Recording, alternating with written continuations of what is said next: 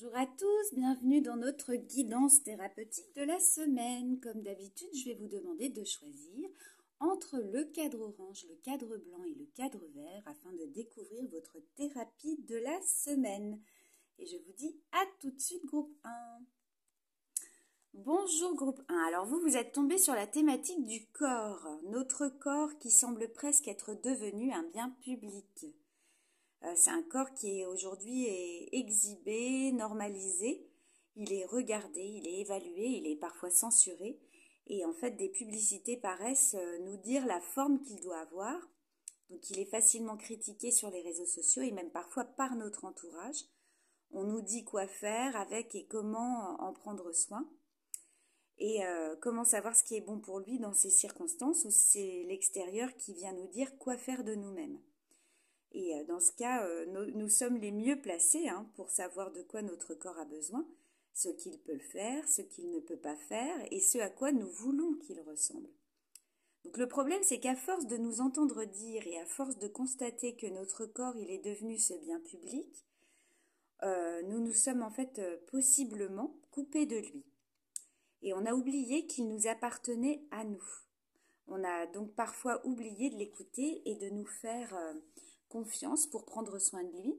Et c'est régulièrement un réapprentissage en fait pour certains d'entre nous de savoir entendre ce qu'il a à dire et de se le réapproprier sans se laisser dicter par l'extérieur des normes qui ne seraient pas les nôtres.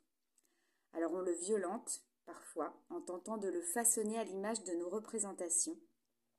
Et très souvent, le corps, il représente la partie qui va du cou jusqu'aux pieds.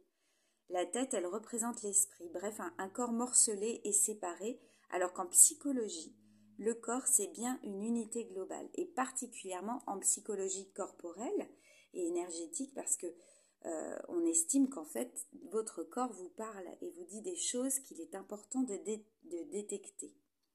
Donc cette carte corps, elle vous invite à vous interroger aussi bien sur la façon dont vous vivez votre corps, corps éprouvé, les sensations, les ressentis internes, les douleurs éventuelles, les gènes, les zones érogènes, etc., que sur son image, en fait, quel est le reflet de mon corps, comment je me le représente, quel est ce décalage entre ce que j'imagine de moi et ce que les autres me renvoient comme image. Donc groupe 1. Où en êtes-vous de votre relation à votre corps? Est-ce que vous savez reconnaître ces signaux, comme la faim, les émotions, la fatigue, la douleur? Est-ce qu'il vous arrive de danser dans votre salon pour laisser aller votre corps à son expression libre? Est-ce que vous écoutez votre corps ou au contraire est-ce que vous cherchez à le maîtriser, à l'éteindre? Est-ce que vous aimez votre corps? Et sinon, est-ce que vous savez pourquoi? Est-ce que c'est en raison de normes extérieures? Est-ce que vous remerciez votre corps de vous permettre de bouger, de respirer, de ressentir et de sentir? Et comment pourriez-vous plus vous relier à votre corps? Voilà groupe 1, c'est une très belle thématique qui concerne beaucoup de monde. C'est vrai qu'on a tendance à être très dur avec son corps. En vue au final en fait de cette normalisation du corps, cette image qu'on a donnée au corps tel qu'il doit être. L'important c'est que vous soyez bien et surtout que vous soyez en paix avec lui. Voilà groupe 1, je vous souhaite une très bonne semaine et je vous dis à la semaine prochaine. Au revoir. Bonjour groupe 2, alors vous êtes tombé sur la thématique du traumatisme. Un mot qui peut faire peur parce qu'on croit souvent que le traumatisme c'est en fait un événement spectaculaire qui nous a nécessairement fait frôler la mort. Mais en fait, ça, c'est une définition très restrictive du traumatisme. En psychanalyse, le traumatisme, c'est quelque chose qui fait effraction au niveau psychique. Et en psychotraumatologie, c'est une situation émotionnelle dans laquelle ce que l'on ressent dépasse les capacités de régulation émotionnelle de notre cerveau. Donc ça peut créer du stress, qui va libérer une quantité importante de substances chimiques dans notre corps. Et ces substances, elles ont en partie pour effet d'accélérer notre rythme cardiaque pour nous permettre de réagir corporellement à une situation. Et si la situation dure trop, cette accélération de notre métabolisme, elle devient potentiellement un risque vital pour nous. Et notre cerveau, il va mettre à ce moment-là en place des stratégies d'adaptation qui auront des conséquences psychologiques en nous. Donc des situations qui paraissent anodines à l'âge adulte, elles peuvent être très traumatiques pour un enfant. Les traumatismes, ils laissent des traces en nous. Et en fait, ces traces biologiques, elles affectent éventuellement notre fonctionnement cognitif, émotionnel et comportemental. Et en fait, ça nous marque au sens propre du terme. Et parfois, ça peut même nous obséder, nous hanter, nous faire trébucher, tanguer, chuter, désespérer. Notre cerveau, il est vraiment fait pour traiter les traumatismes, mais quand ils sont trop nombreux ou qu'ils nous ont un peu trop déstructurés, c'est important de ne pas rester seul avec eux et de demander de l'aide. Donc groupe 2, est-ce que vous savez identifier quels sont vos traumatismes? Sinon, quels mots mettriez-vous pour définir ce qui a fait effraction dans votre vie? Est-ce que vous êtes capable d'en parler et de quelle façon? Quels sont les moments de votre vie où vous avez la sensation que vos émotions ont pu dépasser votre capacité de régulation émotionnelle? Est-ce que ces moments sont nombreux? Est-ce que vous avez reçu de l'aide dans ces moments-là? Est-ce que vous savez en demander aujourd'hui? Voilà, groupe 2. Je vous souhaite une très belle réflexion sur vos traumatismes. On en a tous, plus ou moins forts, plus ou moins élevés.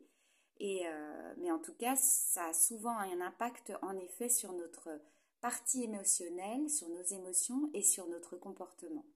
Donc je vous souhaite de bien analyser votre cas personnel et je vous souhaite une très bonne semaine. Au revoir. Bonjour groupe 3, alors vous êtes tombé sur la thématique du travail, un domaine qu'il est important d'investiguer parce qu'en fait il accapare souvent un bon moment de notre vie. Donc si vous travaillez à plein temps ou que vous êtes entrepreneur, vous y passez clairement beaucoup de temps. Et c'est primordial à la fois d'y être bien et de savoir se préserver en n'en faisant pas trop non plus. Alors, il n'y a pas de normes dans ce qu'il faut travailler ou pas. On entendra toujours des gens qui diront tu travailles trop ou quoi, tu bosses qu'à demi-temps, etc., etc. Donc, des remarques qui n'ont pas de lien avec notre vérité. Parce que, en fait, vous êtes la seule personne à savoir ce qui est bon pour vous. Le travail, en fait, il peut être choisi. Il peut aussi être subi. Il peut être gratifiant, enrichissant, mais il peut aussi être lourd, fatigant. Il peut être stable ou instable, que l'on travaille seul ou avec d'autres personnes. La vie au travail, elle peut générer beaucoup d'enjeux et beaucoup d'émotions. Donc, groupe 3. Pour vous, qu'est-ce que le travail? Est-ce qu'il s'agit seulement de ce qui est financièrement rémunéré ou bien est-ce qu'il s'agit d'autre chose? Est-ce que vous avez suffisamment de revenus pour vivre la vie qui vous convient? Qu'est-ce que vous aimez dans votre travail? Qu'est-ce qui vous manque? S'il y avait quelque chose à changer dans votre travail, ce serait quoi? Est-ce que vous savez vous arrêter lorsque vous vous épuisez? Autrement dit, est-ce que vous savez vous préserver du burn-out? Ça, c'est très important. Est-ce que vous savez demander de l'aide lorsque c'est nécessaire ou cela vous est-il difficile? Parce que vous pouvez éventuellement vous sentir honteux d'être débutant ou en difficulté, ou bien vous avez peut-être le sentiment d'être faible lorsque vous demandez de l'aide. Donc si vous pouviez faire juste une chose pour être plus épanoui dans votre travail, qu'est-ce que ce serait? Voilà groupe 3. Je vous souhaite une très belle thérapie et je vous dis à la semaine prochaine.